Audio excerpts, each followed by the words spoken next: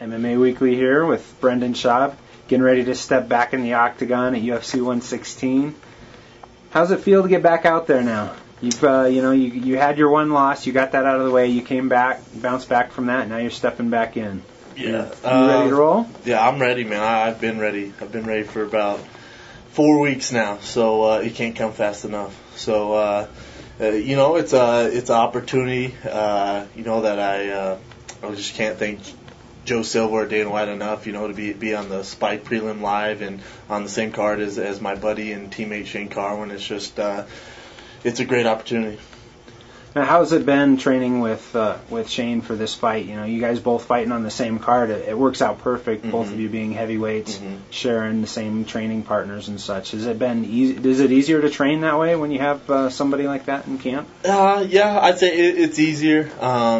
But for the most part, Shane and I, we're always helping each other out. Whether I have a fight on the same card or not, we're always in here pushing each other.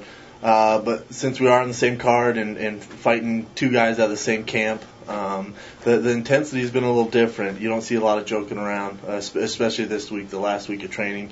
I think we're both a little just kind of focused and kind of in fight mode. So a little different vibe around Grudge Training Center right now.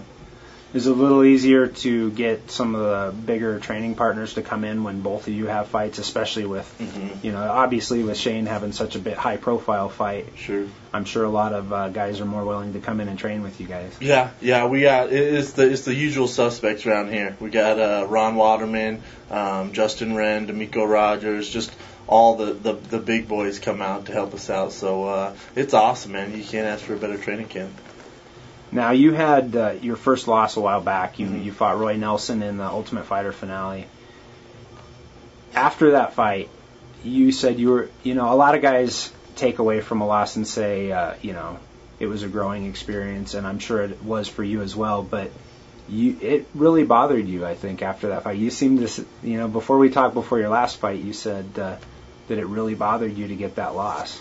Yeah, I still haven't watched the fight. I let my coaches, and Trevor Whitman check it out and let me know what I need to work on. It's just something, my last fight definitely helped me get over it. But it was a big fight, and to me, the Ultimate Fighter, it's a tournament. It's a 16-man tournament, and I finished second in. So at the end of the day, I still have my UFC contract. My first fight was on Versus 1, and I think I showed people what kind of fighter I am, bouncing back after a loss and knocking a guy out in 47 seconds in the UFC. So I think there's a lot of expectations for this upcoming fight because of that. So coming up here, you've got Chris Tuchscherer. Now, he's training, like you said, he trains with Brock, mm-hmm.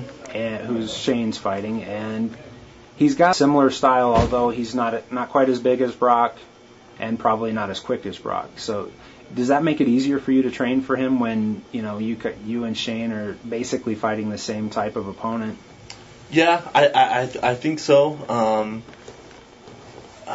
It's tough, man, because obviously it's no secret what Chris wants to do. He wants to get in there and take me down and grind out and win. Obviously that's not my style. I'm going there looking for the finish. I think that's why it's on the Spike prelims. I don't think they put it on to see a 3-round grind, decision. So with Shane and I, the game plan, there's no secret with either of us. We're going there and we're going to try and take these guys out. Do you feel like there's a little bit of pressure on you in this fight because Chris is more of a grinder and you're the finisher in this fight, that you have to kind of push the pace against him? Now that you mention it, no. It's not to give any secrets away. I think everybody expects that. Yeah, it's my fighting style. I go forward, I push the pace, and I like to finish guys with my hands. So it doesn't matter who I fight. That's the game plan. So whether it's Chris, Chase Gormley, it doesn't matter. I'm coming forward, and I'm looking to knock these guys out. So you plan on giving these fans on Spike TV something special? You know it, man. All right. Well, Brendan, thanks for talking to us at MMA Weekly, and good luck against Chris Tuchscherer at UFC 116. Thank you.